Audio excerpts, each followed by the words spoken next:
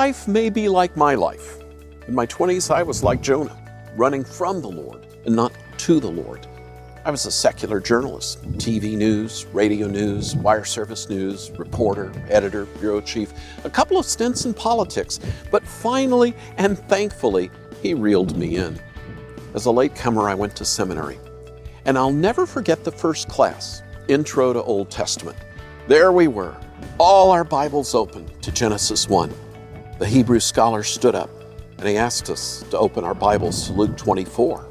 In the New Testament, it was the first Easter Sunday. Jesus was walking with two disciples who didn't recognize him.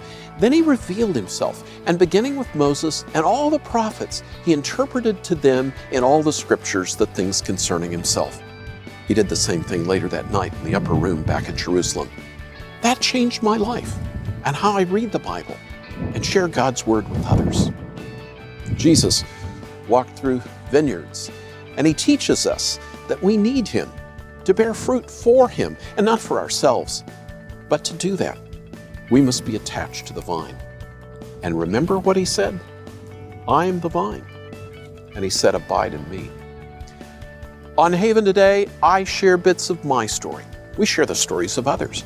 But those stories lead us to the great story that's all about him. Come join me daily, where together we find that in all the Bible, in all our troubles, in our very salvation, in our lives, everything, it's all about Jesus.